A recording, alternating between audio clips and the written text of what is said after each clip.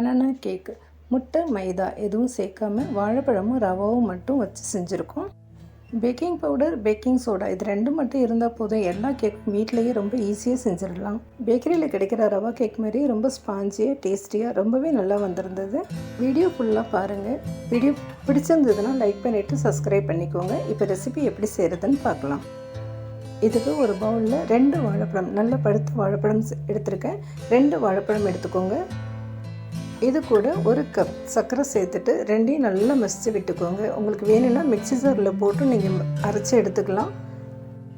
நல்லா மசித்து விட்டுக்கோங்க. வாழைப்பழமும் சர்க்கரையும் நல்லா மிக்ஸ் ஆனதுக்கு அப்புறமா இது கூட 1.5 கப் ரவா சேர்த்துக்கோங்க. எந்த கப்பில் ரவா சர்க்கரை எடுத்தோமோ அதே கப்பில் காய்ச்சி ஆற வச்சின பால் 1 கப் பால் சேர்த்துக்கோங்க. இது எல்லாத்தையும் நல்லா மிக்ஸ் பண்ணிக்கலாம்.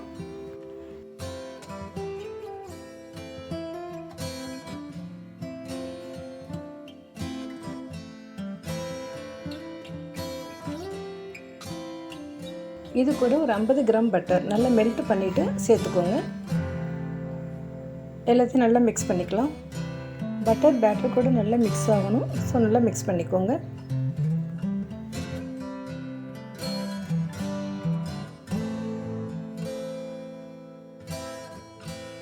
இது கூட ஒரு 1/2 spoon baking soda, 1/2 spoon baking powder சேர்த்துக்கோங்க.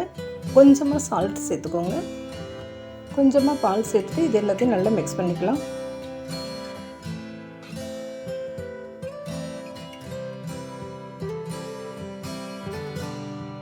இது கூட எல்லோ ஃபுட் கலர் 2 ட்ராப்ஸ் நான் சேர்த்துருக்கேன். உங்களுக்கு தேவையில்லைன்னா நீங்கள் சேர்க்க வேண்டாம்.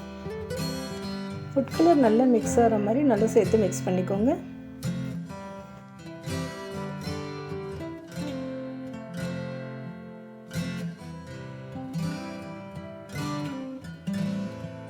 ஒரு பேக்கிங் ட்ரேயில் நான் ஆல்ரெடி பார்ச்மெண்ட் பேப்பர் போட்டு வச்சுருக்கேன். அதில் பட்டர் அப்ளை பண்ணிக்கலாம். இப்போ நம்ம மிக்ஸ் பண்ணி வச்ச பேட்டரை இதில் ட்ரான்ஸ்ஃபர் பண்ணிக்கோங்க.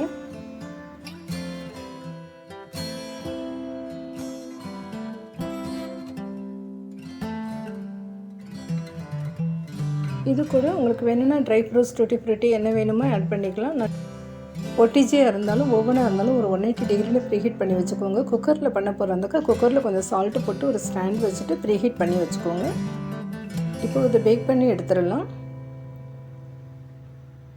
இப்போ பார்த்தீங்கனாலே தெரியும் கேக் நல்லா ரைஸ் ஆகி வந்திருக்கு. இந்த டைமில் இப்போ நம்ம கேக்கை வெளியில் எடுத்துடலாம். கேக் நல்லா ஆறுனதுக்கு அப்புறமா ஒரு பிளேட்டில் ட்ரான்ஸ்ஃபர் பண்ணிவிட்டு ஸ்லைஸ் பண்ணி எடுத்துக்கோங்க.